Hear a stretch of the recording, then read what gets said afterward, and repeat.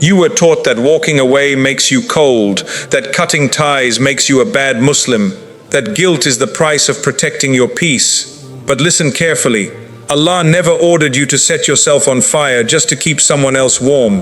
The same Deen that commands you to be kind also commands you to protect your heart, your iman, and your dignity. Staying in toxicity is not sabr. It's self-destruction dressed up as good character. Today, we're going to dismantle that false guilt using the Qur'an, the Sunnah, and the real teachings of Islam, so you can finally walk away without apology. 1. Understand the difference between patience and self-destruction. Patience is one of the greatest qualities a believer can develop. Allah praises those who remain patient during hardship, disappointment, fear, loss, and uncertainty. Every one of us will be tested. Sometimes the test will come through financial difficulty. Sometimes it will come through illness. Sometimes it will come through loneliness. And very often the test will come through people. People will misunderstand you. They will disappoint you. They may say painful things, break promises, ignore your efforts, or fail to appreciate your kindness. You cannot remove every person from your life simply because they upset you once. You cannot call every disagreement toxic, every correction disrespect, or every uncomfortable situation abuse. Relationships require patience. Marriage requires patience. Family requires patience. Friendship requires patience. Even good people will sometimes make bad decisions. Even sincere people can speak carelessly. You will also make mistakes and hurt people without intending to do so. But listen carefully. Patience does not mean volunteering for endless harm. There is a dangerous misunderstanding that causes many good people to remain trapped in destructive relationships. They believe that tolerating repeated mistreatment makes them more righteous. They think that staying silent while someone continues to insult, manipulate, threaten, or exploit them is a sign of strong faith. That is not always patience. Sometimes it is fear. Sometimes it is emotional dependence. Sometimes it is a lack of boundaries. Sometimes it is the belief that your needs and dignity do not matter. Patience keeps you obedient to Allah while you face difficulty. Self-destruction allows that difficulty to consume your faith, health, dignity, safety, and responsibilities. A patient person may feel hurt, but they do not respond with injustice. They control their tongue, seek guidance, make wise decisions, and refuse to allow pain to turn them into someone cruel. A self-destructive person, however, may continue accepting the same mistreatment until they become emotionally exhausted, spiritually disconnected, physically unwell, and full of resentment. That is an important difference. Suppose someone makes a mistake, recognizes it, apologizes sincerely, and works to change.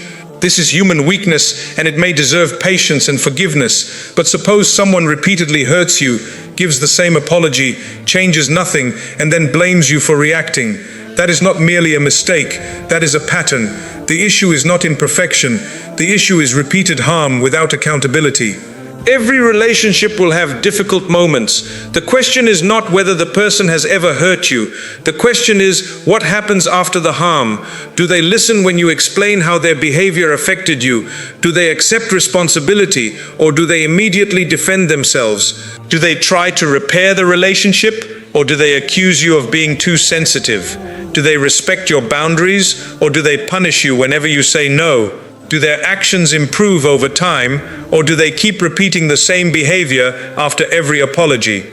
A sincere apology is followed by effort.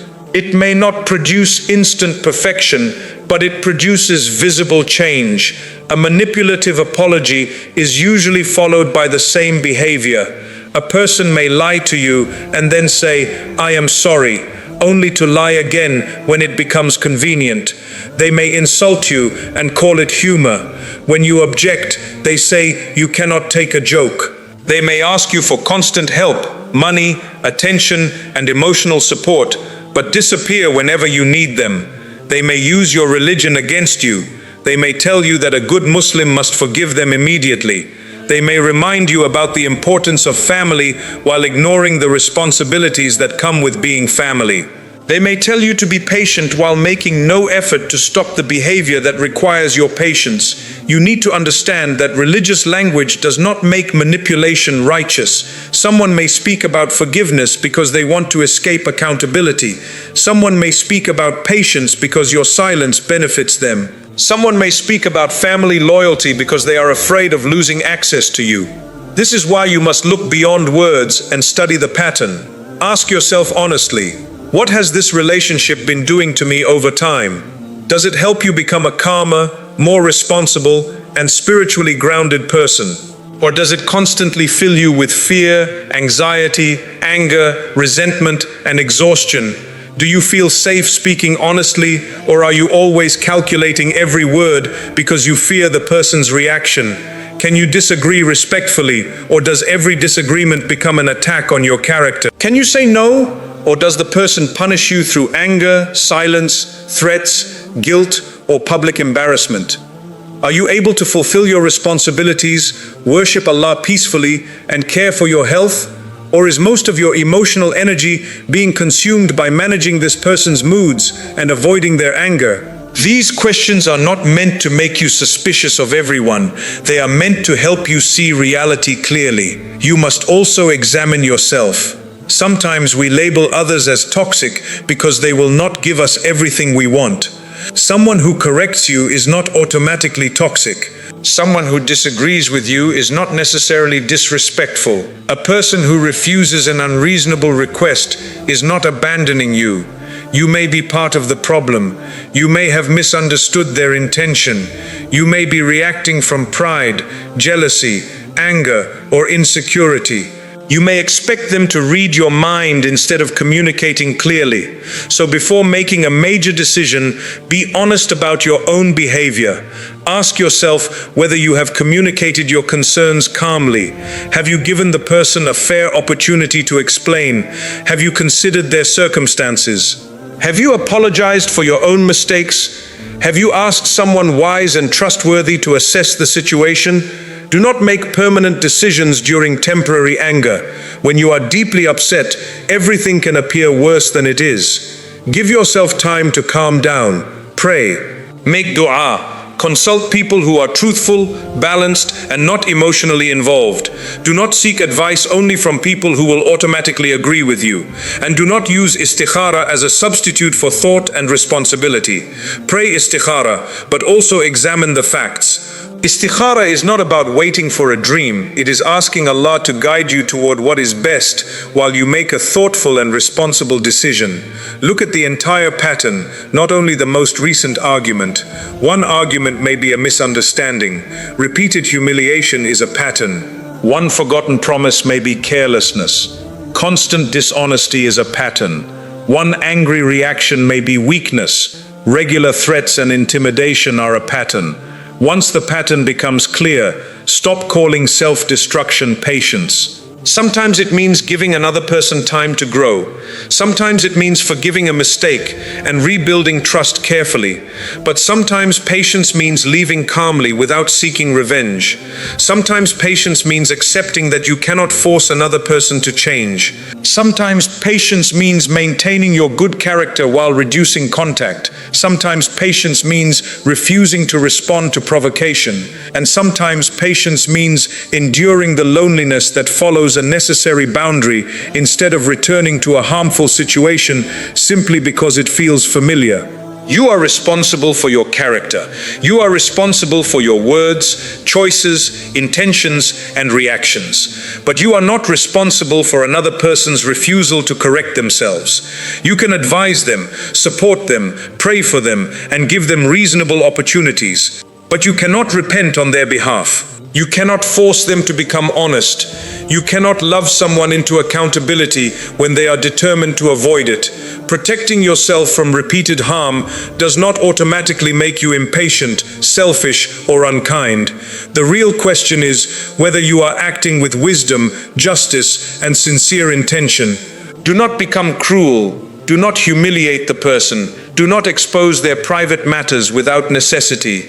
Do not use boundaries as revenge, but do not destroy yourself to prove that you are patient. A believer has a soft heart, but that does not mean having no judgment.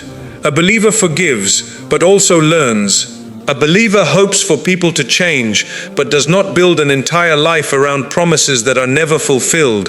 When the evidence is clear, accept what the pattern is showing you. Sometimes the most honest and patient decision is to stop participating in what continues to harm you.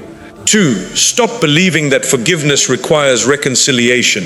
One of the biggest reasons people remain trapped in harmful relationships is because they misunderstand forgiveness. They believe that if they forgive someone, they must allow that person back into their life in the same way as before.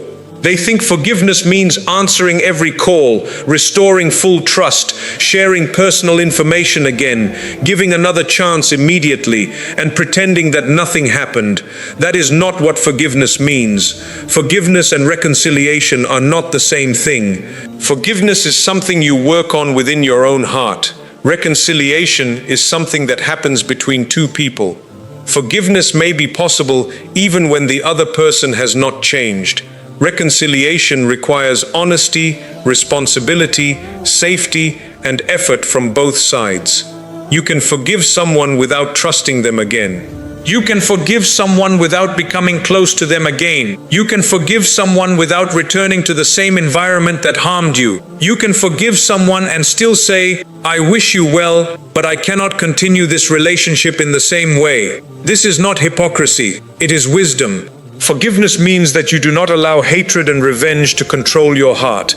It means you are trying to release the desire to harm the person in return. It means you do not spend every day imagining their downfall. It means you hand the matter over to Allah and ask Him to judge with perfect justice. But forgiveness does not erase consequences. Suppose someone lies to you once, sincerely regrets it, apologizes, and begins correcting their behavior. In such a case, trust may slowly be rebuilt. But suppose someone lies repeatedly, gives emotional apologies, promises change, and then returns to the same behavior. Forgiving them does not mean ignoring the evidence. A believer should have mercy, but a believer should also learn. If someone has shown you again and again that they misuse your trust, you are not required to keep placing yourself in the same position. You are not required to give them the same access simply to prove that your heart is clean. A clean heart is not the same as a careless mind. There are people who use forgiveness as a way to avoid accountability. They say, "If you were truly a good Muslim, you would forgive me." What they often mean is, "If you forgive me, I should not face any consequences." That is not forgiveness. That is manipulation. A sincere person asks for forgiveness because they understand the harm they caused. A manipulative person asks for forgiveness because they want the discomfort to end. A sincere person accepts that trust may take time to rebuild. A manipulative person becomes angry when you do not immediately return things to normal. A sincere person says, "I understand why you need space." A manipulative person says, "Your need for space proves you have not forgiven me." Do not let someone define forgiveness in a way that protects their access to you. Forgiveness does not require you to pretend the wound never happened. If someone broke your trust, the relationship has changed. That does not mean it can never improve, but improvement requires more than words. It requires consistent action. Anyone can cry during an apology. Anyone can make promises when they are afraid of losing you. Anyone can say, "I will never do it again." The real question is, what happens next? Do they change their behavior when no one is praising them? Do they accept responsibility without blaming you? Do they stop repeating the same excuse? Do they respect the boundary you set? Do they become more honest, careful, and humble over time? Or do they behave well only long enough to regain access? This is why reconciliation must be based on evidence, not emotion. Many people return too quickly because they feel guilty. They see the person crying and immediately abandon every boundary.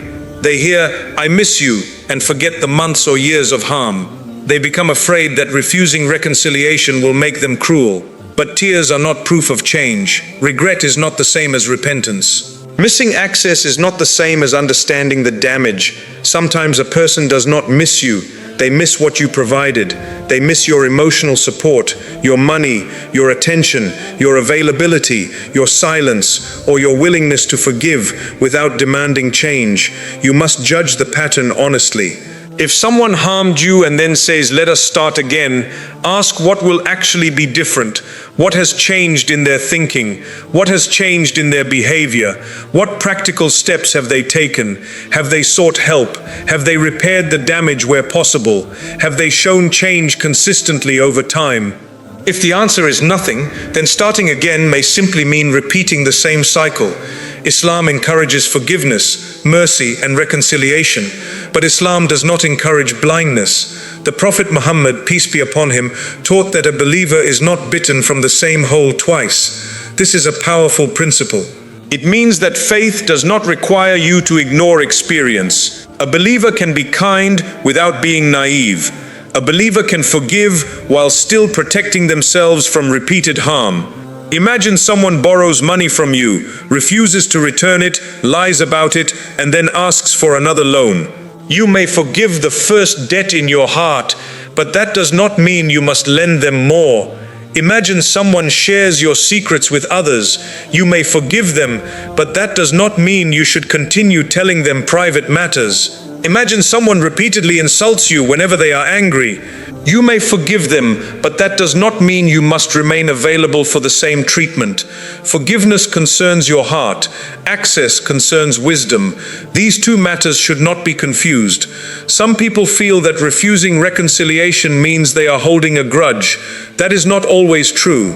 A grudge is when you continue feeding hatred, looking for revenge, speaking badly about the person, and refusing to let go of the desire to hurt them. A boundary is when you accept what happened, learn from it, and change your level of contact in order to prevent further damage. You can have no hatred and still maintain distance. You can make dua for someone from far away. You can hope Allah guides them without allowing them to return to the same position in your life. You can stop speaking badly about them while also refusing to trust them. This balance is important because some people go from one extreme to another.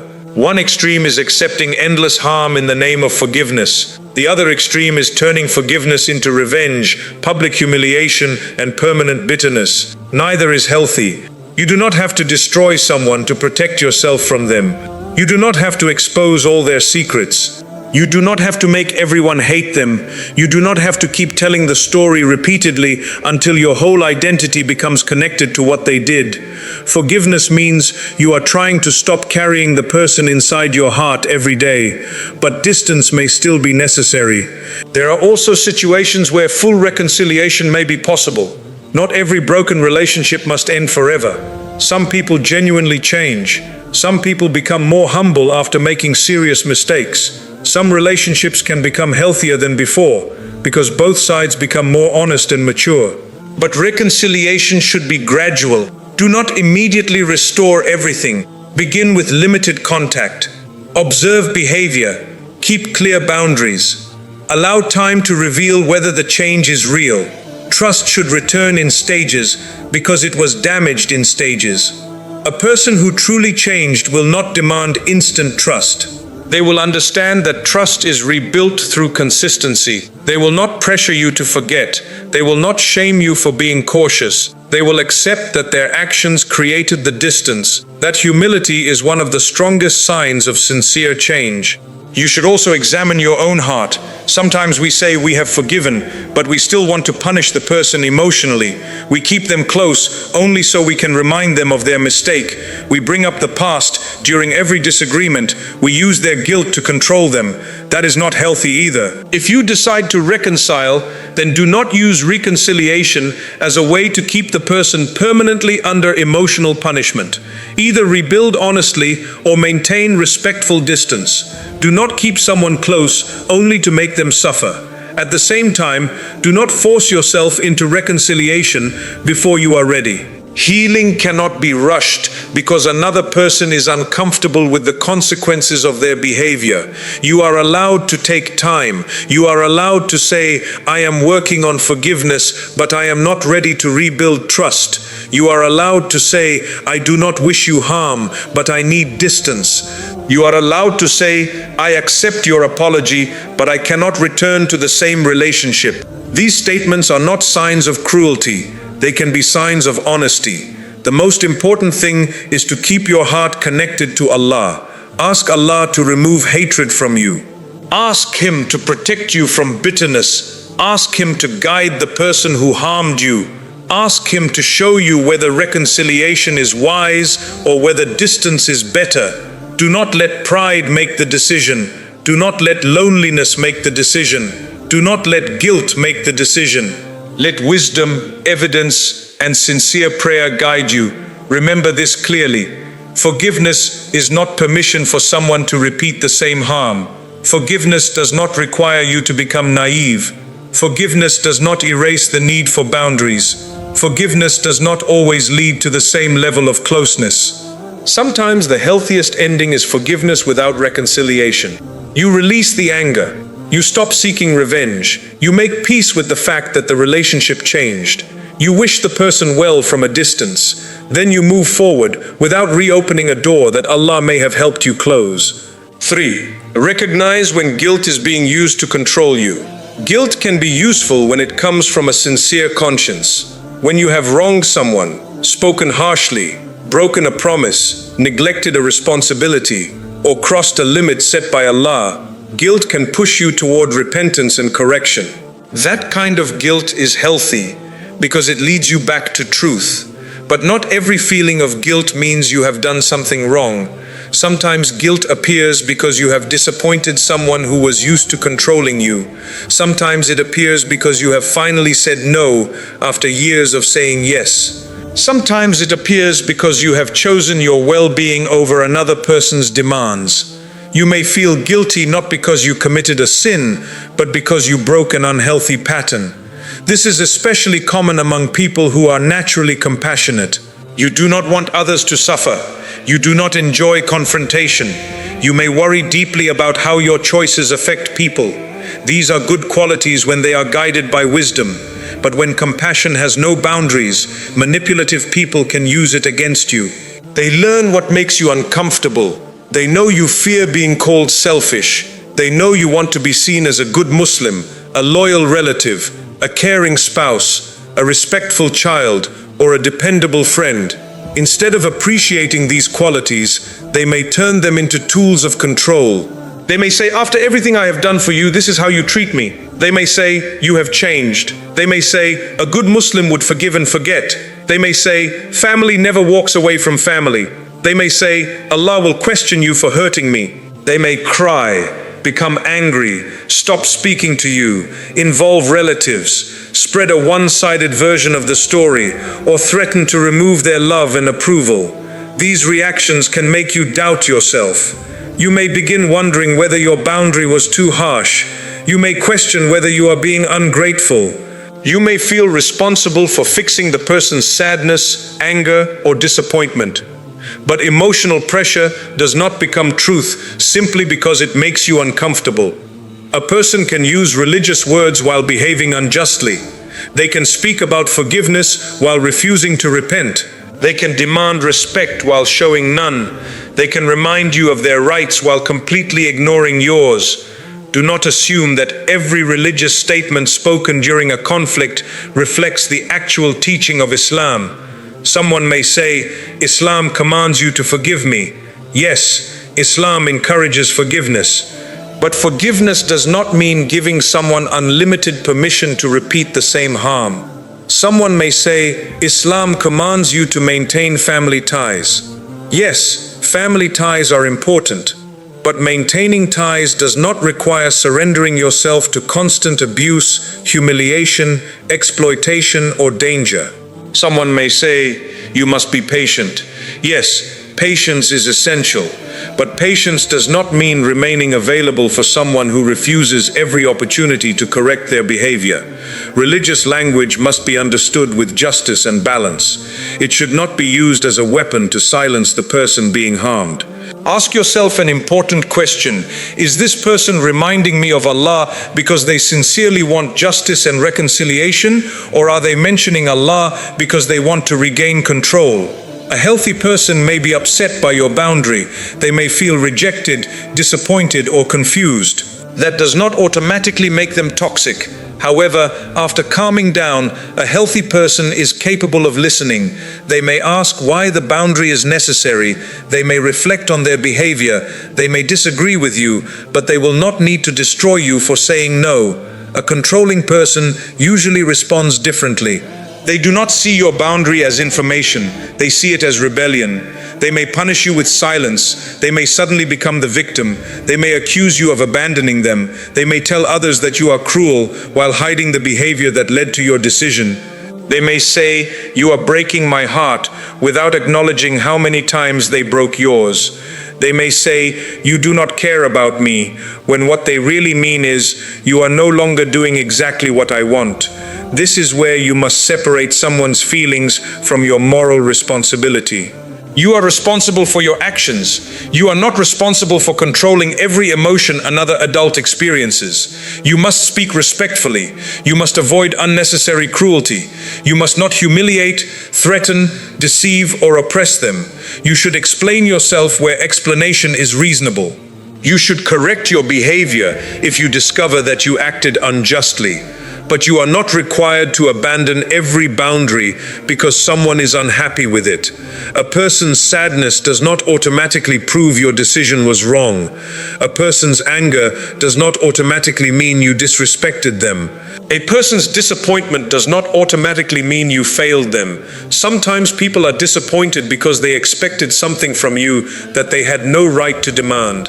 Imagine someone regularly calls you late at night and expects you to solve every crisis. You finally say, "I cannot continue answering at this hour unless there is a genuine emergency."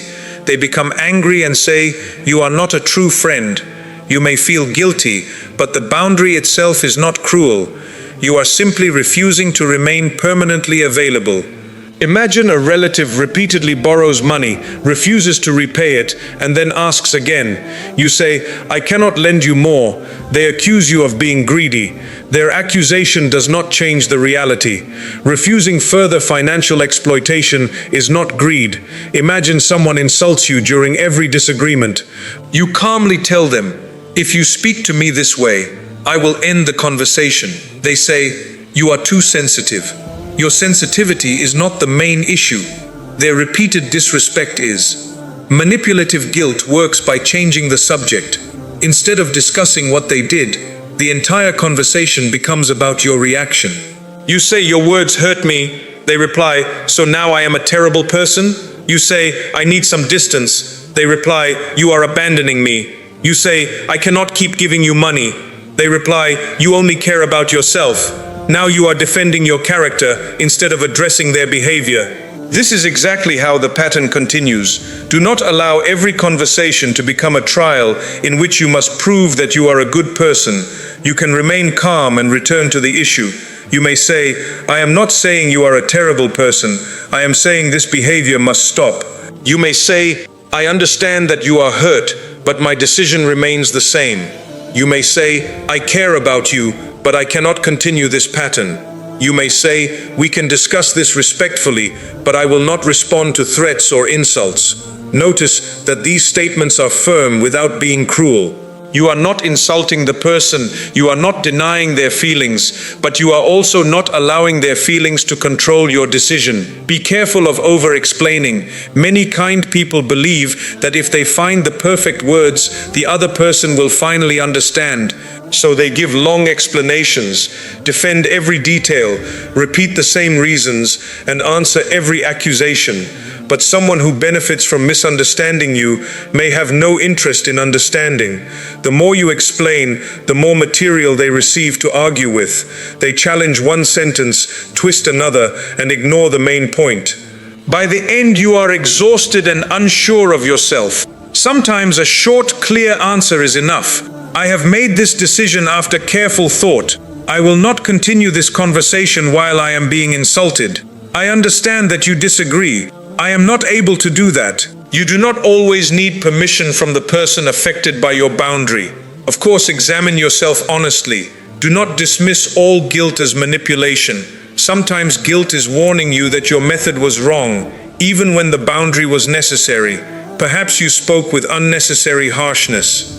Perhaps you embarrassed the person publicly. Perhaps you acted impulsively without explaining anything. Perhaps you used their past mistakes to attack their dignity. In that case, correct your method without abandoning the valid boundary. You may say, "I should not have spoken to you that way, and I apologize. However, the boundary I set still stands. An apology for your tone does not require you to withdraw a wise decision. Learn to ask, did I do something morally wrong, or did I merely do something another person disliked?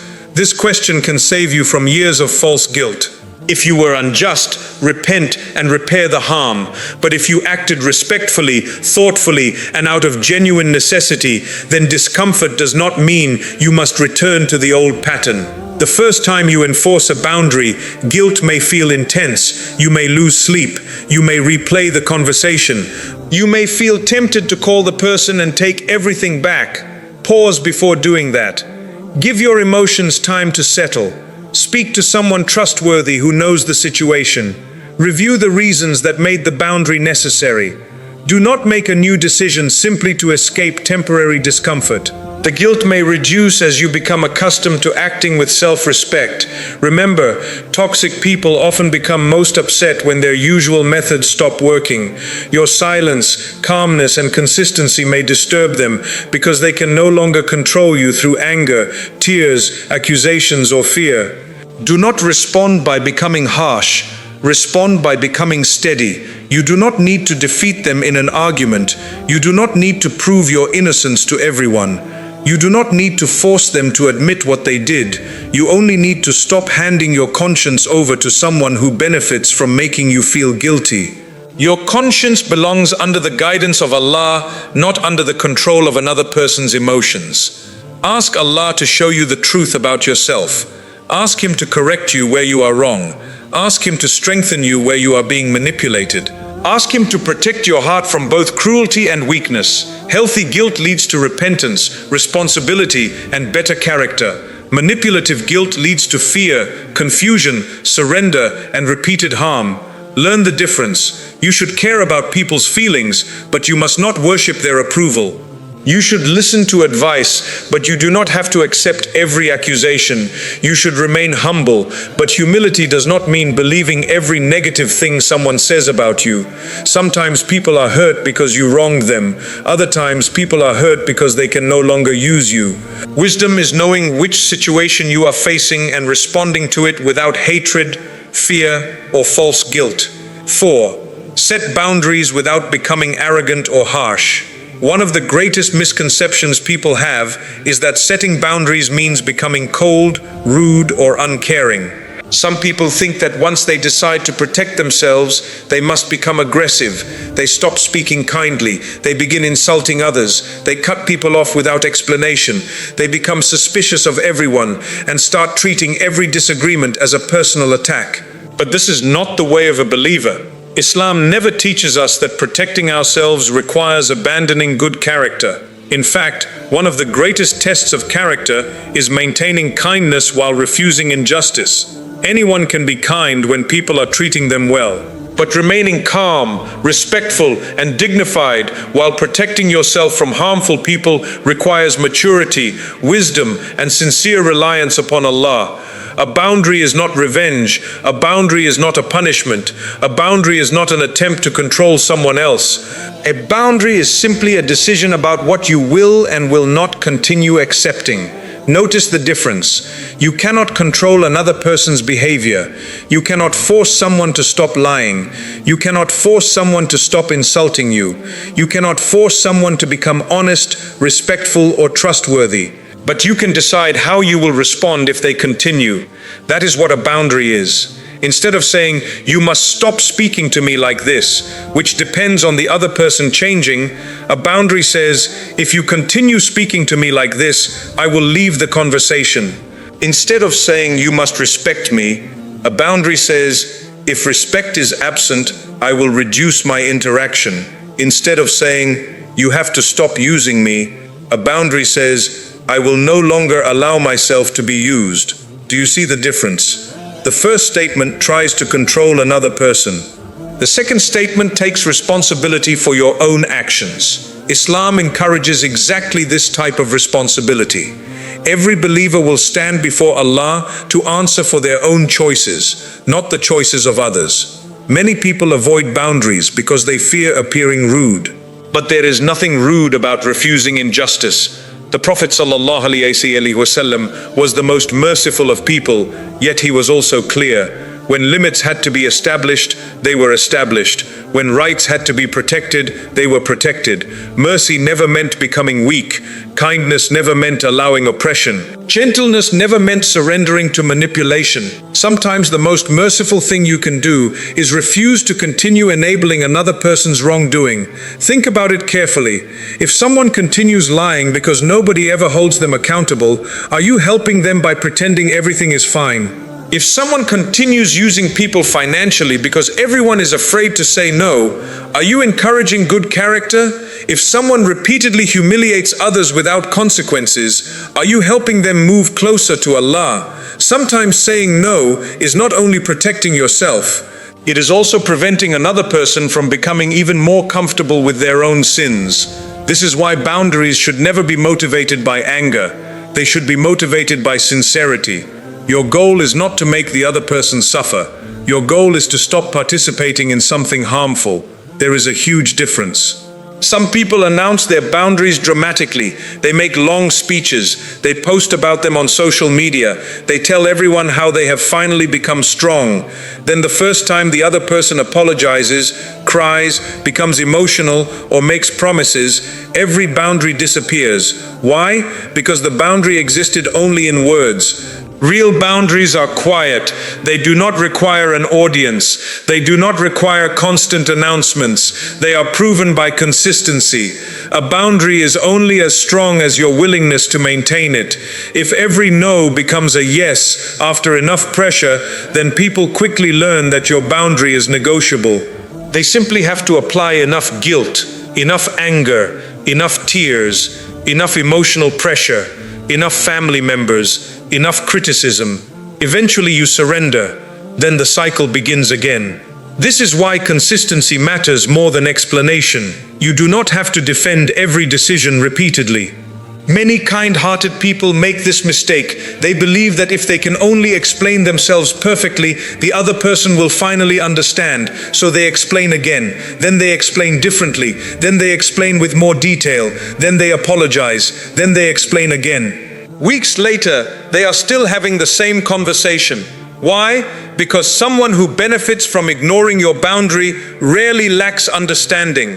They lack acceptance. There is an important difference. They understand exactly what you are saying. They simply do not like your answer. No amount of explanation will change that.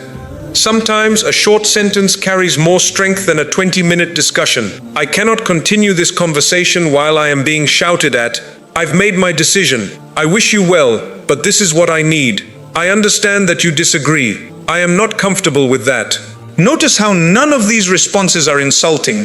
None of them attack the person's character. None of them involve shouting. None of them involve revenge. They are calm, they are respectful, but they are firm. This balance is very important. A believer should never confuse firmness with harshness. Unfortunately, many people swing from one extreme to another. For years they tolerate everything. Then one day they explode. They insult everyone. They expose secrets. They cut off relationships instantly.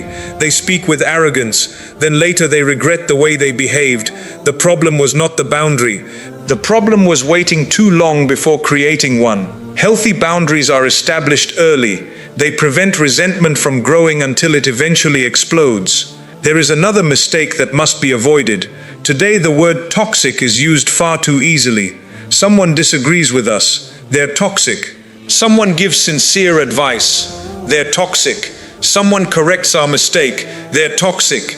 Someone refuses to support our bad decision. They're toxic. That is not wisdom. Not every uncomfortable person is harmful. Sometimes Allah places people in your life who tell you difficult truths. Sometimes your parents correct you because they love you. Sometimes your spouse points out a weakness that genuinely needs improvement. Sometimes your friend tells you something your ego does not want to hear. That is not toxicity, that is accountability. A person is not toxic simply because they disagree with you. The real question is this: do they consistently treat you with disrespect? Do they repeatedly manipulate you? Do they refuse accountability? Do they intentionally harm you? Do they repeatedly violate reasonable boundaries? Do they make no sincere effort to improve despite repeated conversations? That is very different from someone simply correcting your mistakes. So before setting a major boundary, ask yourself honestly, am I protecting myself from genuine harm? Or am I protecting my ego from correction? Only you and Allah know the answer. This is why self-reflection is essential. Never allow pride to disguise itself as self-respect. Likewise, never allow fear to disguise itself as patience. Balance is the way of Islam. There are also situations where boundaries may look different depending on the relationship. A stranger may lose access to you immediately after serious misconduct. A close friend may deserve a conversation first. A spouse may require counseling before separation is considered. A family member may require reduced contact instead of complete absence. Every situation is different. Islam is not a religion of one-size-fits-all solutions. Wisdom requires understanding the circumstances. It requires considering responsibilities, safety, intentions, and long-term consequences. That is why major decisions should not be made during moments of extreme emotion. When you are deeply hurt, your judgment becomes clouded. Take time, pray, ask Allah for guidance, consult wise people who fear Allah and are not emotionally involved. Then make your decision with clarity instead of impulse. One beautiful quality of a believer is that they can disagree without becoming disrespectful. They can walk away without humiliating someone. They can refuse a request without insulting the person asking. They can protect themselves without celebrating another person's pain. This is true strength. Remember something important. Not everyone deserves unlimited access to your life. Access is earned through trust. Trust is maintained through character. Character is demonstrated through consistent actions. When someone repeatedly destroys trust, reducing access is not cruelty, it is wisdom. At the same time, continue making dua for them. Do not allow your boundary to become hatred. Ask Allah to guide them. Ask Allah to soften their heart. Ask Allah to forgive both of you. Never let someone's poor behavior become an excuse for abandoning your own good character. Because on the day of judgment, Allah will not ask you why another person lied, manipulated, or oppressed. Allah will ask you how you responded. Did you respond with justice? Did you protect yourself without becoming unjust? Did you maintain dignity without arrogance? Did you remain truthful without cruelty? Did you trust Allah enough to walk away from harm without filling your heart with hatred? That is the balance every believer should strive for. Protect your peace, protect your dignity, protect your relationship with Allah, but do it with humility. Do it with wisdom, do it with mercy, and above all, do it in a way that allows you to meet Allah one day with a heart that remained clean even while it learned to say no. 5. Maintain family ties without allowing family harm. This lesson is perhaps the most difficult because it involves the people closest to us. When the toxic person is a stranger, walking away is usually easier. When it is a co-worker, you may be able to change your environment. When it is an acquaintance, reducing contact may not be very complicated. But what happens when the person hurting you is your own family? What happens when it is a parent, a sibling, a close relative, or someone whose rights over you are clearly mentioned in Islam? This is where many Muslims become confused. On one side, they hear verses and hadith encouraging kindness toward parents, maintaining family ties, showing mercy, and honoring relatives. On the other side, they experience constant criticism, emotional manipulation, humiliation, financial exploitation, or repeated emotional harm. They begin asking themselves, does protecting myself mean I am disobeying Allah? The answer requires balance. Islam places tremendous importance on family. The Prophet ﷺ repeatedly emphasized maintaining ties of kinship. Breaking family ties out of pride, anger, or worldly disputes is a serious matter. We are encouraged to visit relatives, forgive mistakes, help one another, and overlook many shortcomings. But nowhere does Islam command you to become a victim of continuous injustice. Many people mistakenly believe there are only two options: either remain completely available to every family member regardless of how they treat you, or completely cut them out of your life forever. In reality, there are many levels in between. Maintaining family ties does not necessarily mean giving someone unlimited access to your emotions, your home, your finances, your marriage, or every detail of your personal life.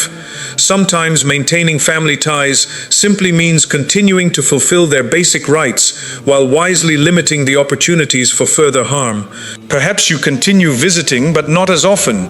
Perhaps your conversations become shorter. Perhaps you avoid discussing sensitive topics that always become arguments. Perhaps you stop lending money because experience has taught you that it repeatedly creates conflict. Perhaps you remain respectful but no longer seek emotional support from the person who continually wounds you. Perhaps you greet them warmly at family gatherings but choose not to stay for hours where arguments always begin. These are not acts of hatred, these are acts of wisdom. One of the greatest mistakes people make is believing that respect requires unlimited access. It does not. You can honor someone without allowing them to control your life. You can be respectful without becoming emotionally dependent.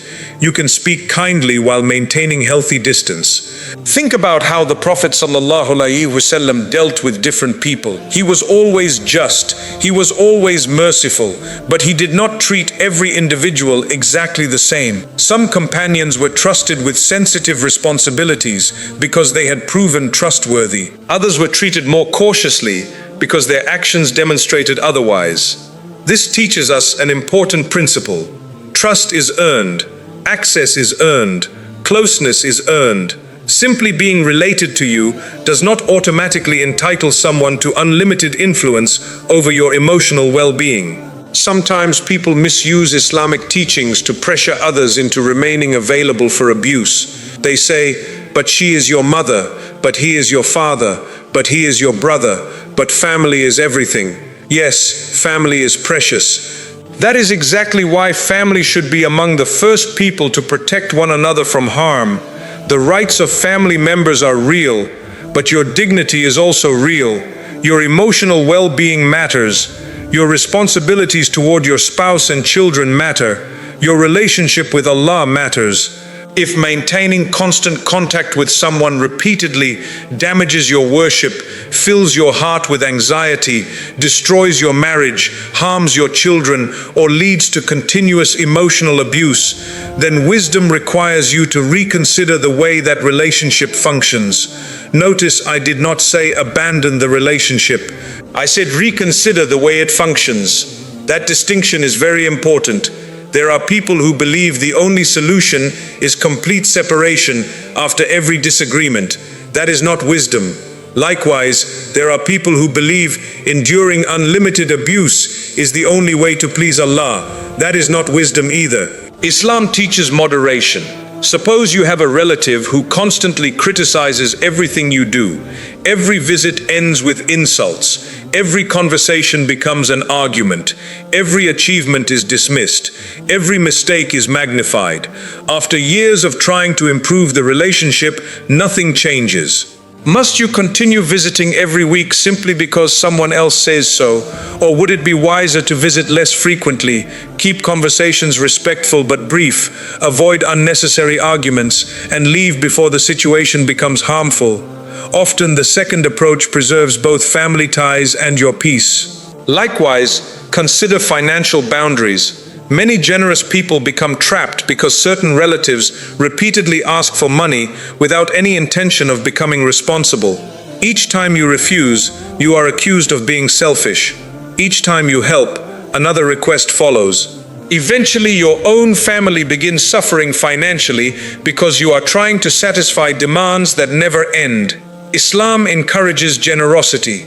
But generosity is not the same as enabling irresponsibility. Helping someone temporarily is an act of charity. Supporting years of manipulation is something entirely different. Do not confuse compassion with allowing yourself to be exploited. There is another important reality that many people struggle to accept. Sometimes, the people who hurt us the most genuinely believe they are right. Not every harmful person wakes up planning to manipulate others.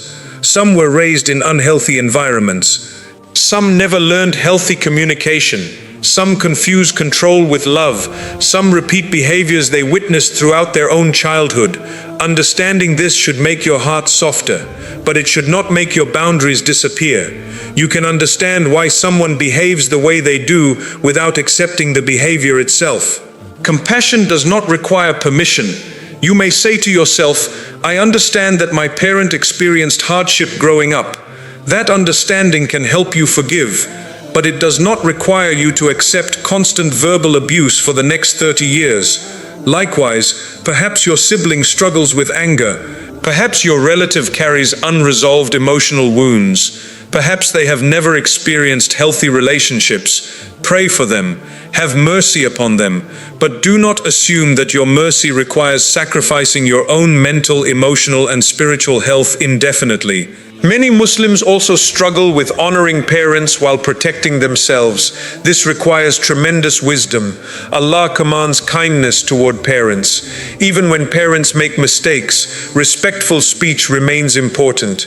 You should avoid shouting, insulting, humiliating, or deliberately hurting them. You should continue making dua for them. You should continue helping them where reasonably possible. But honoring parents does not mean obeying them in disobedience to Allah, nor does it mean remaining silent in situations of serious abuse.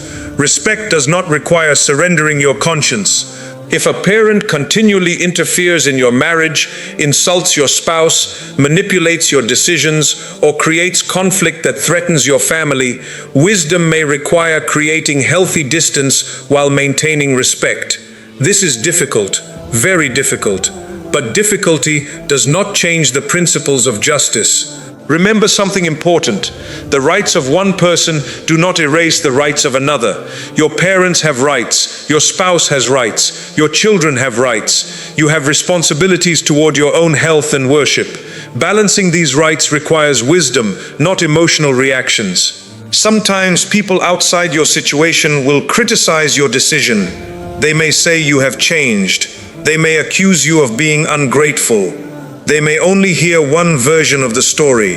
Do not spend your life trying to convince everyone. Allah knows the conversations that happen behind closed doors. Allah knows how many chances you gave. Allah knows how many nights you cried.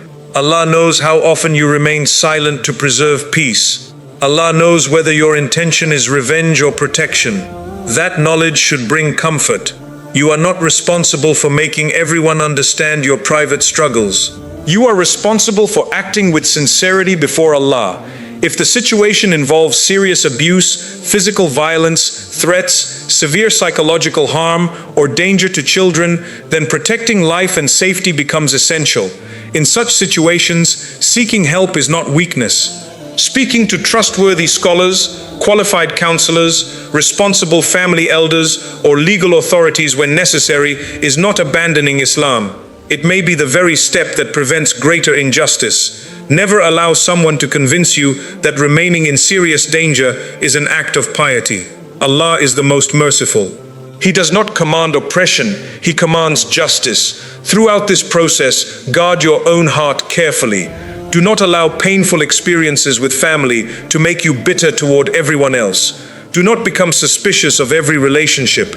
Do not let disappointment turn into hatred. Continue making dua for your relatives.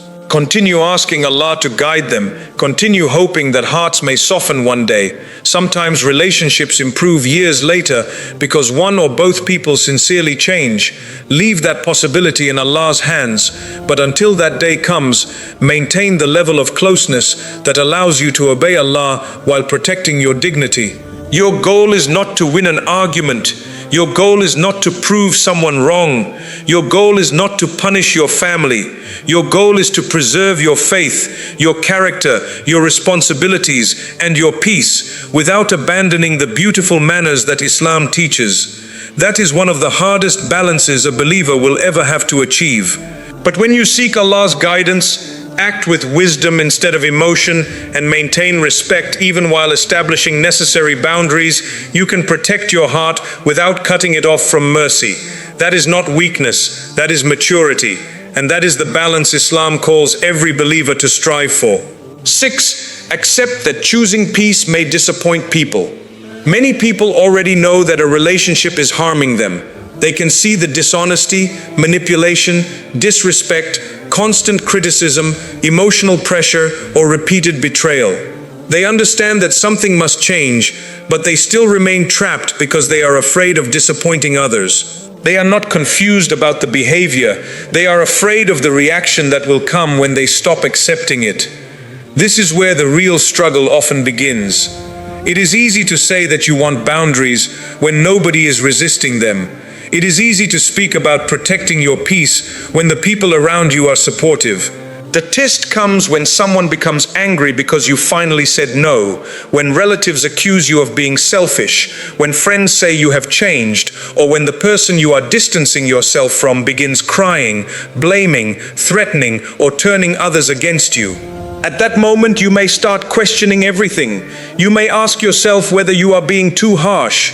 You may wonder whether you should give one more chance. You may begin remembering the good moments while forgetting the repeated harm. You may feel guilty because the other person is upset, even though your decision was necessary. You need to understand something clearly. Disappointing someone does not automatically mean you have wronged them. Sometimes people are disappointed because you failed to fulfill a genuine responsibility. In that case, you should listen, take accountability, apologize, and correct your behavior. But sometimes people are disappointed because you are no longer allowing them to take advantage of you. Those are not the same situations. A person may be disappointed because you stopped lending money that was never returned. Someone may become upset because you no longer answer every call at any hour. A relative may accuse you of being distant because you stopped sharing private details that were repeatedly used against you. A friend may complain that you have changed because you no longer tolerate insults disguised as jokes. Their disappointment may be real, but it does not prove your boundary is wrong. You must stop using another person's emotional reaction as the final measurement of your morality. Some people will be unhappy with every decision that reduces their access to your time, money, energy, attention, or obedience. They may have benefited from the version of you who never said no. They may have enjoyed your constant availability. They may have depended on your fear of conflict. When that version of you begins changing, they may describe your growth as selfishness. They will say, "You are not the person you used to be." Sometimes the correct response in your heart is, "That is true, because the person I used to be was exhausted, afraid, and unable to set limits." Not every change is arrogance. Sometimes change is the result of finally learning what you should have understood years ago. Of course, you must remain humble. Do not assume that every criticism is proof that others are toxic. Sometimes people see faults in you that you cannot see in yourself. A believer should remain open to correction, but being open to correction does not mean surrendering every decision because someone dislikes it. Ask yourself whether the criticism is based on truth or convenience. Is the person saying that you have become selfish because you are neglecting genuine responsibilities, or because you are no longer fulfilling unreasonable demands? Are they saying you have become distant because you stopped showing kindness, or because you stopped allowing disrespect? Are they saying you have become arrogant because you treat people badly, or because you now make decisions without seeking their permission? Examine yourself honestly, but do not automatically accept every accusation. Many kind people live as though they need public approval before they can make a healthy decision. They explain themselves to one relative, then another, then another. They try to convince the entire family that their boundary is reasonable. They become emotionally exhausted, trying to control a story that other people have already decided to misunderstand. You do not need unanimous approval to protect yourself from repeated harm. There will be people who judge your decision without knowing what happened. They may have seen the person's polite public behavior, but never witnessed their private cruelty. They may know one argument, but not the pattern that continued for years. They may hear the other person's tears, but never hear about the many times you cried alone. Do not waste your life trying to make every spectator understand a private struggle. Allah knows what happened when nobody else was present. Allah knows your intention. Allah knows whether you acted impulsively or after years of trying. Allah knows how many conversations you had, how many chances you gave, how many times you forgave, and how much damage you quietly carried. That does not mean you are automatically right simply because you feel hurt. You still have to be honest with yourself. You still have to seek wise advice and avoid injustice. But once you have examined the situation carefully, stop treating public opinion as though it is revelation. People see fragments. Allah knows the entire matter. One of the hardest realities to accept is that you can do the right thing and still be misunderstood.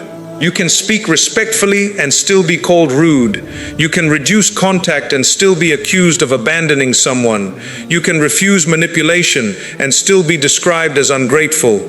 You can remain silent to avoid exposing another person, and that silence may allow them to tell a false story about you. Sometimes, maintaining dignity means accepting that not everyone will hear your side. This is difficult because the ego wants to defend itself. You may feel an intense desire to reveal everything, show messages, explain private incidents, and prove that the other person is the problem.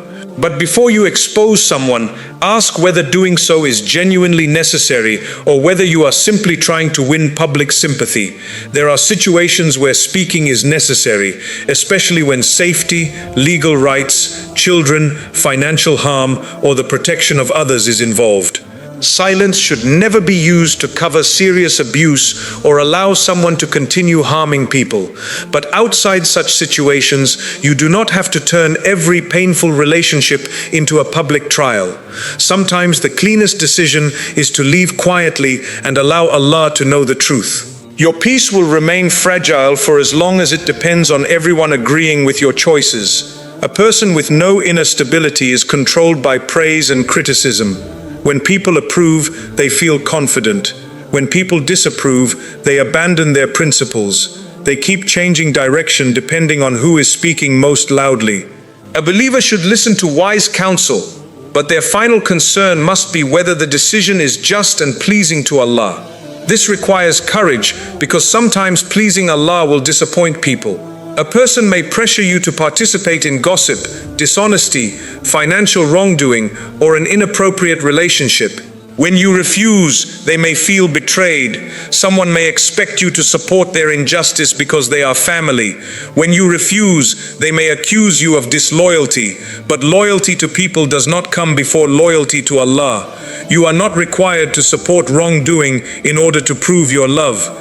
Real love sometimes says no. Real loyalty does not help another person destroy their own character. There are also situations where choosing peace means withdrawing from unnecessary conflict rather than completely ending a relationship. You may decide not to respond to every accusation. You may stop trying to correct every false statement. You may allow someone to have the last word because continuing the argument would achieve nothing. This can feel like weakness, especially when you know you could defend yourself. But silence is not always surrender. Sometimes silence is the refusal to keep feeding a useless conflict. You must learn which conversations are capable of producing understanding and which conversations exist only to drain you. Some people ask questions because they want clarity. Others ask questions because they want another opportunity to argue. Some people approach you because they genuinely want reconciliation. Others want access without accountability. Wisdom means recognizing the difference. You do not have to attend every argument to which you are invited. You do not have to answer every accusation. You do not have to defend yourself against someone committed to misunderstanding you. You do not have to keep returning to the same conversation when the other person refuses to acknowledge anything. Sometimes your peace begins when you stop trying to obtain closure from someone who benefits from keeping you confused. Another reason people fear disappointment is that they associate being needed with being loved. They believe that if they stop rescuing, giving, solving, and sacrificing, people may no longer value them. This is a painful reality to confront. Perhaps your entire identity was built around being the dependable one. You were the person who always answered, always gave money, always forgave, always fixed family problems, and always carried everyone's emotional burdens. People praised you for being generous and patient, but nobody asked what it was costing you. Then you began saying no, and some relationships changed.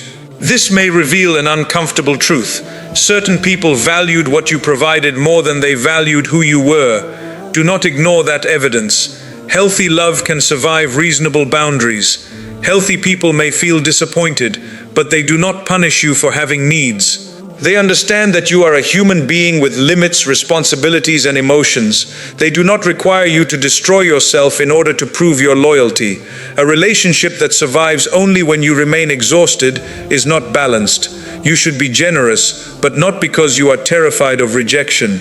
You should help others, but not because your worth depends on being useful. You should forgive, but not because you fear that nobody will stay if you demand respect. Your worth comes from being a servant of Allah. It does not depend on how much access another person has to you. When you choose peace, you may experience loneliness. This is one of the reasons people return to harmful relationships. The conflict was painful, but it was familiar. Once the person is gone or contact is reduced, the silence can feel strange. You may miss the conversations, the routine, the sense of being needed, or even the emotional intensity. You may begin thinking that loneliness is worse than mistreatment. Do not make decisions during this emotional withdrawal. Missing someone does not prove they were good for you. It proves you formed an attachment. You can miss a person and still know that distance is necessary. You can love someone and still accept that closeness with them is harmful. You can remember good moments without denying the destructive pattern. Human relationships are rarely completely good or completely bad. A harmful person may have shown you kindness at times. They may have supported you during certain difficulties. You may have laughed together and shared meaningful memories. These good moments do not have to be denied, but they also do not cancel repeated injustice. Do not force yourself to describe someone as entirely evil before allowing yourself to leave. The decision is not always about whether the person has any goodness. The decision may simply be about whether the relationship in its current form is safe, respectful, and sustainable. You can appreciate the good and still protect yourself from the harm. Choosing peace may also disappoint the version of yourself that believed you could save everyone. You may have imagined that with enough patience, love, dua, advice, and sacrifice, the person would eventually change. Accepting that they may not change can feel like failure. But you are not a failure because another adult refuses accountability. Guidance belongs to Allah. You can advise, support, encourage, and make dua, but you cannot force a heart to change. You cannot build someone's character on their behalf. You cannot continue carrying the entire relationship while they make no effort. Sometimes walking away is the moment you finally accept your actual limits. This is not giving up on Allah's ability to guide them. Allah can guide anyone at any time. It is giving up the false belief that their guidance depends entirely on your continued suffering. You may continue praying for them from a distance. You may hope they become better, but you do not have to remain inside the same harmful cycle while waiting. As you make these decisions, examine your intention repeatedly. Ask whether you are choosing peace or merely avoiding responsibility. Boundaries should not become an excuse to escape every difficult conversation. Peace is not the absence of all discomfort. Sometimes peace requires confronting a problem, apologizing, fulfilling obligations, or staying committed through a difficult season. Do not use the language of protecting your peace to avoid growth. Some people say they are removing negativity when they are actually removing anyone who challenges them. They say they are choosing themselves when they are neglecting their spouse, children, parents, or responsibilities. They say they are setting boundaries when they are punishing people through silence. That is not peace. That is avoidance disguised as self-respect. True peace is built on justice, responsibility, and obedience to Allah. It does not require you to betray your duties. Ask yourself whether your boundary is proportionate to the harm. Ask whether you communicated clearly when it was safe to do so. Ask whether you are maintaining necessary rights. Ask whether you are acting from calm reflection or temporary anger. Once you have answered these questions honestly, stand by the decision. Do not make a boundary today. Abandon it tomorrow and restore it again the next week. This instability confuses everyone, including you. It teaches harmful people that they only need to wait until your guilt becomes stronger than your resolve. Consistency may feel cruel at first because you are not used to it, but inconsistency often produces more harm in the long term. The person receives mixed messages. You become more exhausted. Resentment grows. Each broken boundary weakens your trust in yourself. Be respectful, but remain firm. You may say, I understand that this decision hurts you, but I have made it after careful thought. You may say, I care about you, but I cannot continue in the same way. You may say, I am willing to communicate respectfully, but I will leave if the insults begin. You do not need to speak with hatred. You do not need to prove strength by becoming cold. Your calmness is enough. People may continue criticizing you. Let their words remind you to examine yourself, but do not let them automatically control you. There is a difference between humility and surrendering your judgment. Humility says, I may be wrong, so I will reflect and seek advice. Weakness says, anyone who becomes angry with me must be right. You must not live according to the second belief. Sometimes the most mature decision will disappoint another person because it ends an arrangement that was never fair. Let them be disappointed. Do not mock their feelings. Do not celebrate their pain. Do not behave arrogantly, but do not rush to rescue them from every uncomfortable emotion created by the consequences of their own behavior. They may need to feel the loss of access before they understand the seriousness of what happened. They may need to face consequences before they begin changing, or they may never change at all. That outcome is not fully within your control. Your responsibility is to act with justice and sincerity. Choosing peace does not mean choosing a life without difficult emotions. You may still feel sadness, doubt, guilt, and loneliness. You may still cry. You may still wish the relationship could have been different. Peace is not always a pleasant feeling. Sometimes peace is the decision to stop returning to chaos, even while your heart is still healing. Continue turning to Allah. Ask Him to protect you from false guilt. Ask Him to show you where you have been unjust. Ask Him to give you the courage to disappoint people when pleasing them would require disobedience, exploitation, or self-destruction. Do not make the approval of people your God. People's opinions change quickly. The same person who praises you today may criticize you tomorrow. If your identity depends on their approval, you will never be stable. Seek to please Allah through good character, justice, mercy, and wisdom. That does not mean you will never make mistakes.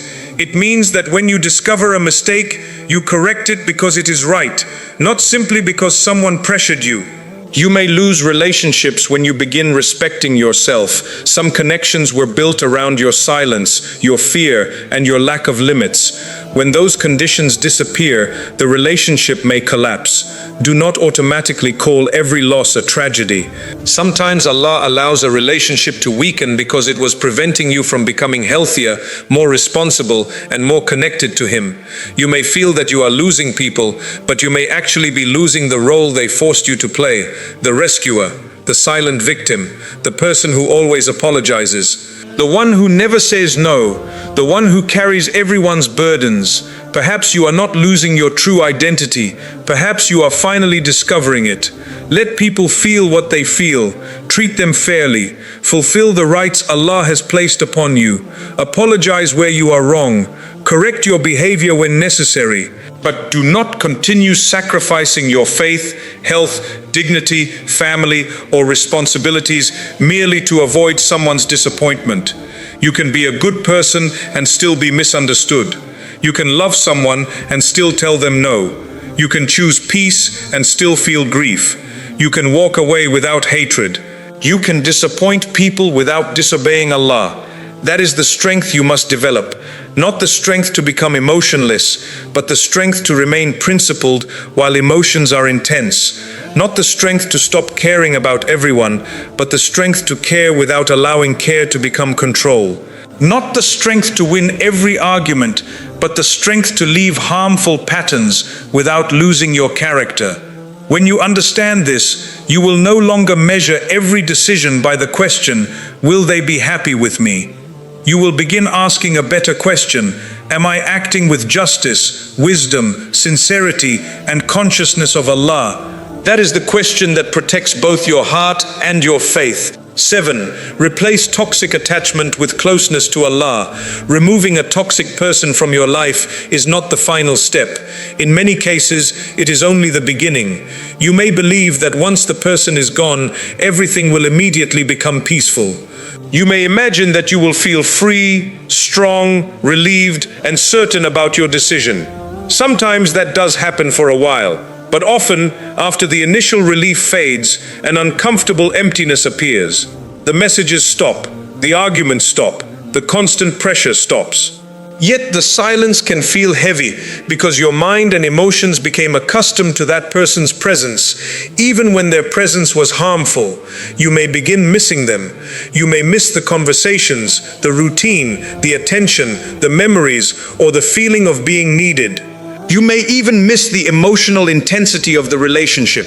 This can be confusing because you know the relationship harmed you, yet part of you still wants to return. Do not assume that missing someone means you made the wrong decision. Missing a person proves that an attachment existed.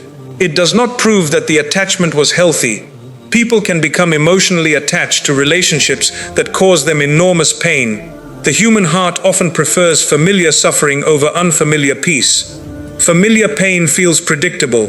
Peace can feel empty when you have spent a long time living in emotional chaos. You may have become accustomed to waiting for the next message, the next apology, the next argument, or the next moment of affection. Your emotions may have been constantly moving between hope and disappointment. One day the person treated you beautifully. The next day they ignored you.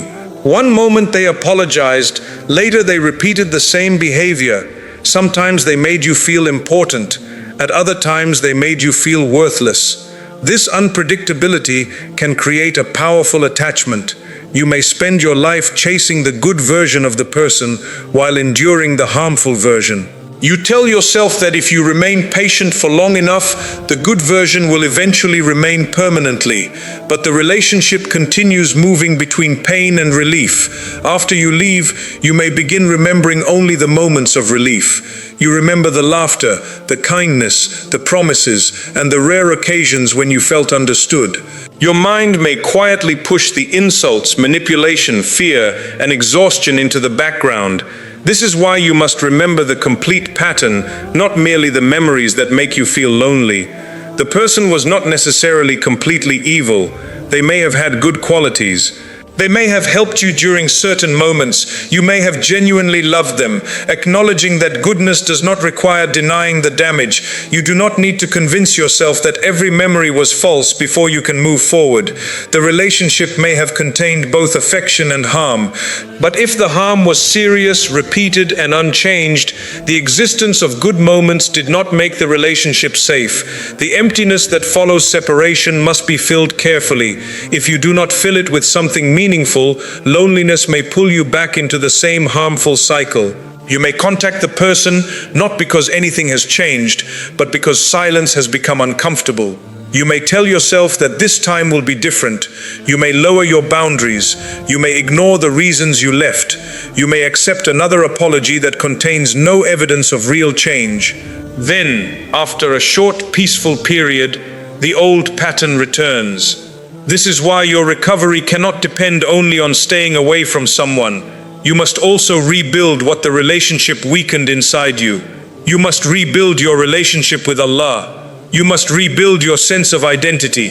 You must rebuild your ability to trust your own judgment. You must rebuild healthy routines, friendships, responsibilities, and goals. You must rebuild the parts of your life that became neglected while you were constantly focused on managing another person. A toxic relationship can quietly become the center of your entire life. You wake up thinking about the person. You go to sleep replaying conversations. Your mood depends on how they treat you. Your concentration disappears when they are angry. Your peace returns temporarily when they are kind. Without realizing it, you may have handed another human being control over your inner world. Their approval became your confidence. Their attention became your happiness. Their silence became your anxiety. Their anger became your fear. Their presence became your sense of security. This is where emotional attachment can become spiritually dangerous. Islam teaches us to love people, care for them, support them, and enjoy healthy companionship. But no human being was created to become the foundation of your entire emotional existence. People are limited. They become tired. They change. They misunderstand. They make mistakes. They leave. They die. Only Allah remains. When your heart depends completely on another person, you place a weight upon them that no human being can carry. You expect them to make you feel permanently worthy, safe, wanted, and complete. Then every change in their behavior shakes your entire identity. You begin believing that if they reject you, you have no value. If they leave, your life is over. If they are unhappy with you, you must have failed. If they stop choosing you, you are no longer worthy of love. These beliefs are not true. Your worth did not begin when someone entered your life, and it does not end when they leave. You were a servant of Allah before you became anyone's spouse, friend, child, sibling, employee, or supporter. Your deepest identity is not based on the role you play in another person's story. Your identity is that you belong to Allah. This does not mean you should become emotionally cold. It does not mean you should stop loving people. It means that your love for creation must remain under your love and obedience to the Creator. You can love someone deeply without making them the source of your worth. You can care for someone without allowing their behavior to control your entire emotional state. You can grieve their absence without believing that your life has lost all meaning. This balance begins when you turn back to Allah sincerely. Perhaps during the harmful relationship, your salah became rushed. You stood before Allah while your mind remained trapped in arguments. You opened the Qur'an, but your thoughts kept returning to the person. You made dua, but most of your prayers became requests for them to change, return, apologize, or choose you. Now the relationship has changed, but your heart may still be revolving around them. Physical distance does not automatically create emotional freedom. A person can leave your home and still live in your mind every day. You may continue arguing with them internally. You may imagine what you should have said. You may check their social media, ask others about them, or secretly hope they are suffering without you. This means the relationship is still consuming your emotional energy.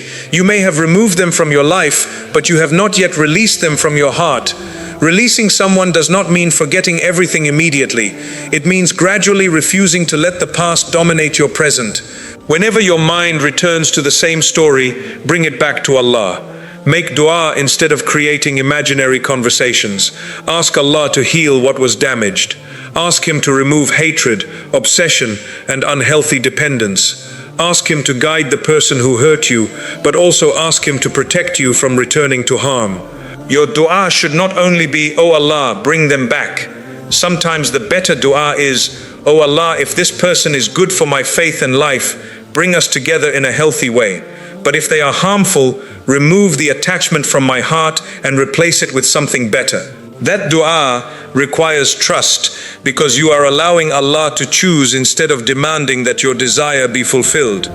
Sometimes we say we trust Allah, but what we truly mean is that we want Allah to give us the exact person, outcome, and relationship we have already chosen.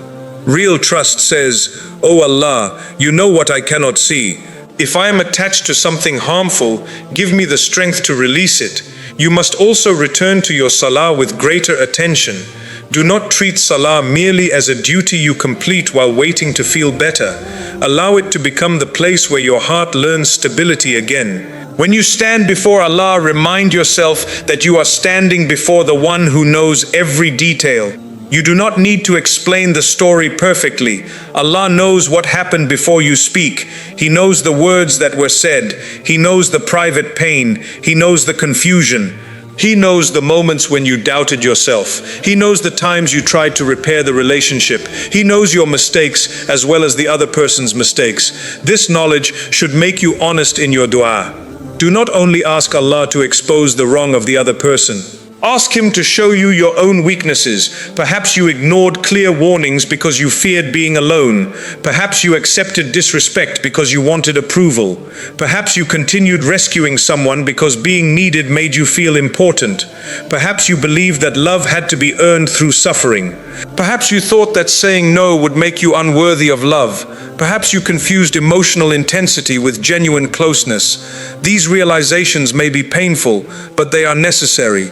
You should never blame yourself for another person's abuse, deception, or manipulation. Their wrongdoing belongs to them. But healing requires understanding why you remained accessible to a harmful pattern for so long. This is not victim blaming, it is self-awareness. You cannot change the past, but you can learn from it. Ask yourself what made the relationship so difficult to leave.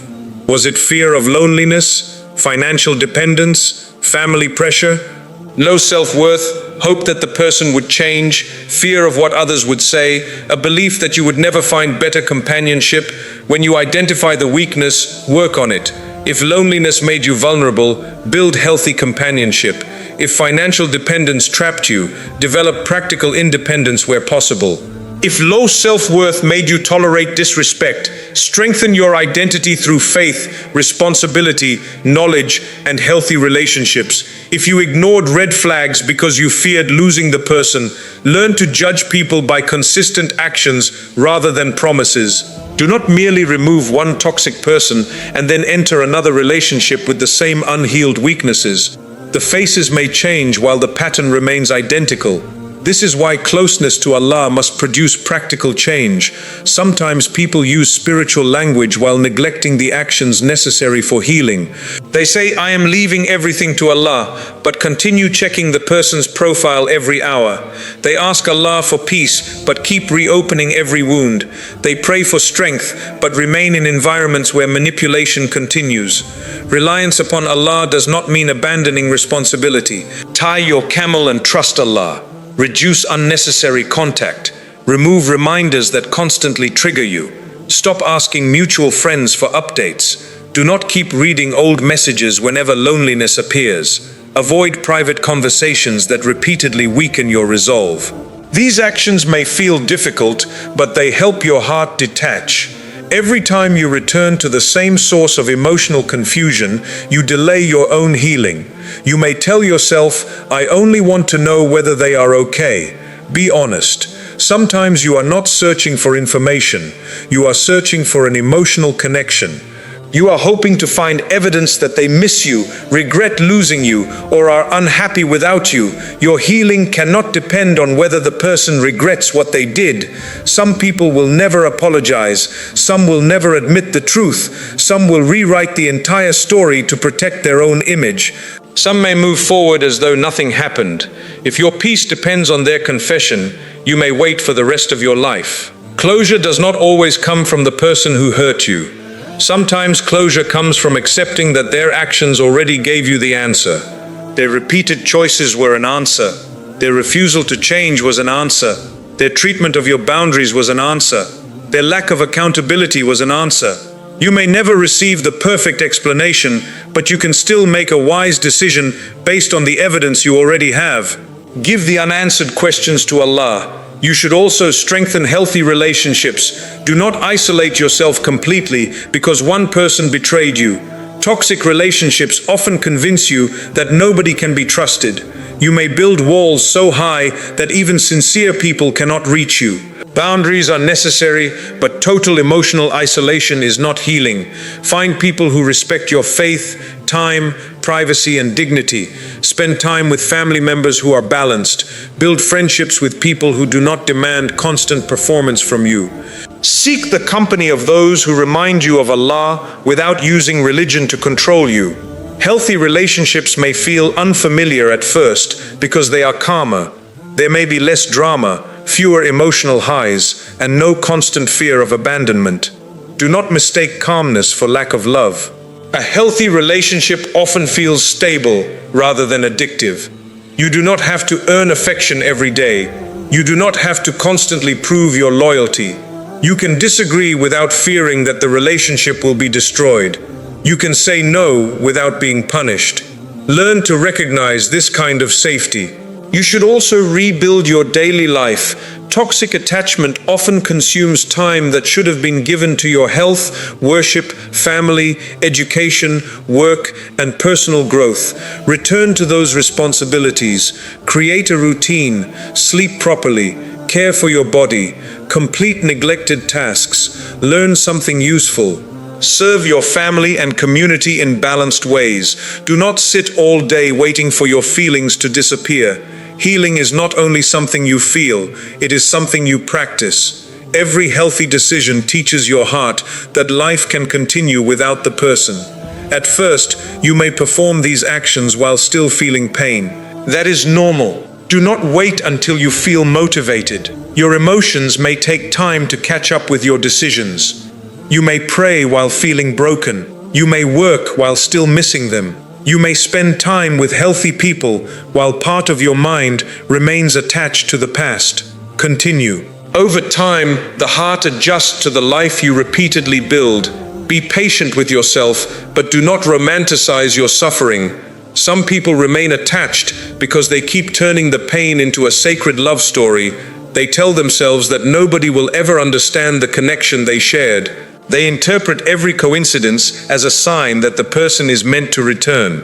They see every dream, memory, or emotional moment as evidence that separation was wrong. Be careful. Not every strong feeling is guidance. Not every dream is a message. Not every coincidence is a sign. Sometimes you are simply thinking about the person constantly, so everything reminds you of them. Guidance must be judged through Islamic principles, sound judgment, evidence, consultation, and the actual character of the relationship. Do not allow emotion to disguise itself as destiny. If a person repeatedly harms you, refuses accountability, and pulls you away from peace and obedience, your intense attachment does not automatically mean they are meant for you. Strong attachment can exist in unhealthy relationships. You must judge the relationship by its fruits. Does it produce greater honesty, responsibility, dignity, and closeness to Allah? Or does it produce fear, obsession, disobedience, humiliation, and emotional collapse? A relationship that constantly destroys your spiritual and emotional stability should not be defended merely because the feelings are strong. You should also release the belief that your suffering proves the depth of your love. Pain is not always evidence of sincerity. Sometimes pain is evidence that a boundary has been violated repeatedly. Healthy love may involve sacrifice, patience, and difficulty, but it does not require the continuous destruction of one person's dignity. You can love someone without allowing them to harm you. You can make dua for them without waiting for them. You can hope they change without making your future dependent on that possibility.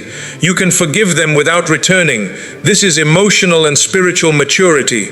As you grow closer to Allah, your view of loss begins changing. At first, you may think only about what was taken from you. You lost companionship, attention, memories, plans, and hope. But later, you may begin noticing what the distance gave you. Perhaps you can pray without constant anxiety. Perhaps you sleep peacefully. Perhaps your relationship with your family improves. Perhaps you can focus on your work. Perhaps you no longer live in fear of the next argument. Perhaps you are finally learning who you are without trying to satisfy someone impossible to please. The loss may have created room for healing. This does not mean every separation is automatically a blessing or that relationships should be abandoned easily. It means that when a harmful relationship ends after careful effort, Allah can bring goodness from the pain. Do not worship the closed door. Sometimes you spend so much time staring at what ended that you fail to notice what Allah is opening. There may be new knowledge, stronger faith, better companionship, deeper self-respect, or opportunities to serve others with the wisdom you gained. Your pain should not become your entire identity. You are not only the person who was betrayed. You are not only the person who was abandoned. You are not only the person who endured a toxic relationship. Those experiences are part of your story, but they are not your complete identity. You are still responsible for the life Allah has given you. There are prayers to perform, people to serve, responsibilities to fulfill, knowledge to seek, and good deeds to build. Do not give the person who hurt you the power to determine the quality of the rest of your life. Perhaps they wasted years of your time. Do not give them the next 10 years through resentment and obsession. Perhaps they damaged your trust. Do not allow them to make you suspicious of every good person. Perhaps they attacked your confidence. Do not continue repeating their words to yourself after they are gone. The relationship may have ended, but you must stop carrying their voice inside your mind. Replace it with the truth Allah has taught you. You are not worthless because someone failed to value you. You are not impossible to love because someone treated you badly. You are not abandoned because a human being left. Allah is near. Allah hears. Allah knows. Allah can replace what you lost in ways you cannot yet imagine. Replacement does not always mean another person immediately. Sometimes Allah replaces confusion with clarity, dependence with strength, chaos with peace, and spiritual distance with closeness to Him. These replacements may be more valuable than the relationship you were begging to keep. Continue making dua, but allow the content of your dua to mature. At first, perhaps you prayed only for the person to return. Later, begin asking for wisdom, ask for emotional discipline, ask for forgiveness, ask for the ability to recognize healthy love, ask for protection from manipulation, ask for a heart that loves people without becoming enslaved to their approval. Ask Allah to help you become someone who can give love without losing themselves. This does not mean becoming selfish. It means understanding that your heart is an amana, a trust. Your health, time, dignity, faith, and responsibilities are trusts as well. You are not permitted to carelessly destroy these trusts in the name of attachment. A healthy believer is compassionate but grounded. They can serve others without becoming dependent on being needed. They can forgive without abandoning wisdom. They can love without worshipping the relationship. The goal is not emotional numbness. The goal is freedom from unhealthy dependence. There may still be days when the guilt returns. You may wonder whether you should contact the person. You may feel bad because they are lonely, angry, or struggling. Before acting, pause and ask whether helping them would be healthy or whether it would reopen the same cycle. Compassion does not require immediate access. You may help through a third person. You may offer limited assistance. You may make dua. You may respond in a controlled and respectful manner, or you may decide that direct involvement is unsafe. Every situation requires wisdom. Do not allow one emotional moment to erase months of clarity. Remember why the boundary was established.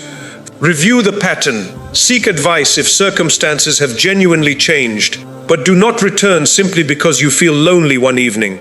Loneliness passes. Repeated harm returns if nothing has changed.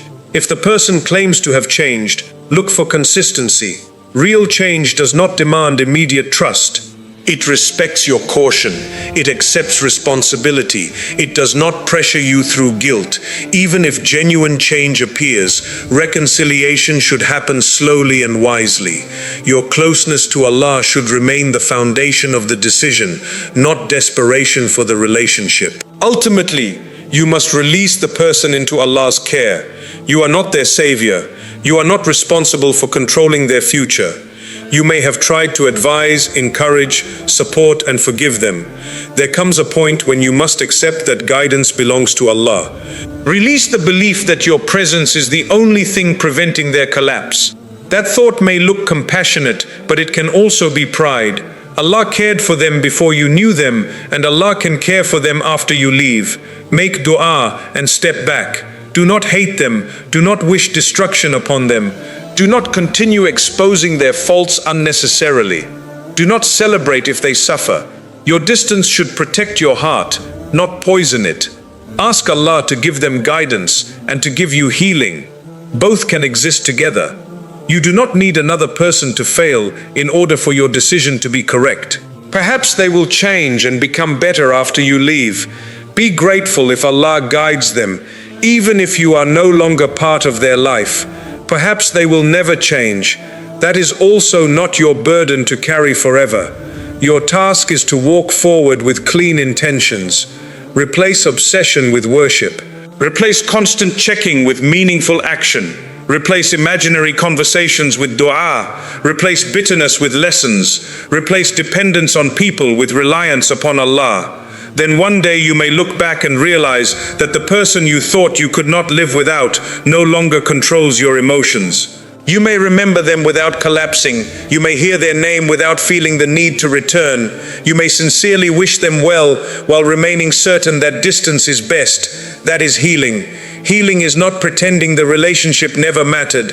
It is reaching a point where the relationship no longer defines your worth, controls your choices, or weakens your connection with Allah. You may never forget every detail, but the memory will lose its authority over you. Your heart will become softer without becoming weaker. Your boundaries will become clearer without becoming cruel. Your faith will become stronger because you finally understood that no created being can occupy the place that belongs only to the Creator. So when Allah helps you leave a harmful relationship, do not spend the rest of your life standing outside the closed door. Turn toward Him. Build what was neglected. Repair what was damaged. Learn what the pain was trying to teach you. Forgive where you can. Seek forgiveness for your own mistakes. And allow Allah to become greater in your heart than the person you were afraid to lose. When Allah becomes the center, people can no longer control you by threatening to leave. You will still love, but you will not beg for basic dignity. You will still care, but you will not cooperate with your own destruction. You will still feel sadness, but sadness will not become your master. You will understand that losing a harmful attachment is not the loss of your entire life. It may be the beginning of a life in which your heart finally learns to belong first and completely to Allah. You do not need to hate people in order to leave them. You do not need to expose them, humiliate them, or prove to the whole world that they were wrong. Sometimes the most dignified ending is simply to recognize the pattern, protect your heart, and step away without becoming bitter. But before you walk away from anyone, be honest with yourself. Do not call every disagreement toxicity. Do not use boundaries to escape correction, responsibility, or necessary patience. Examine the situation carefully. Seek wise advice. Make dua. Look at the full pattern rather than one painful moment. Then, when the truth becomes clear, stop feeling guilty for protecting what Allah has entrusted to you. Your faith is a trust. Your health is a trust. Your time is a trust. Your dignity is a trust. Your family responsibilities are a trust. Your heart is a trust. You are not required to destroy all of these in order to prove that you are kind. Kindness without wisdom becomes vulnerability. Forgiveness without boundaries becomes permission. Patience without limits can become self-destruction. Love without obedience to Allah can become unhealthy dependence. So learn to forgive without becoming naive. Learn to care without becoming controlled. Learn to remain respectful without remaining available for repeated harm. Learn to say no without hatred, and learn to walk away without revenge. Some people will will not understand your decision. Some will call you selfish because your silence once benefited them. Some will say you have changed because they can no longer use guilt to control you. Some may tell a version of the story in which they are completely innocent and you are the one who abandoned them. Let them speak. You do not need to defend yourself before everyone. Allah knows what happened behind closed doors. Allah knows how many chances you gave, how many conversations you attempted, how many nights you cried, and how often you tried to preserve the relationship. Allah also knows your mistakes, so remain humble. If you were unjust, apologize. If your words were harsh, correct them. If you neglected someone's genuine rights, fulfill them. But do not confuse correcting your behavior with surrendering a necessary boundary. You can apologize for your tone while keeping your decision. You can forgive someone while refusing reconciliation.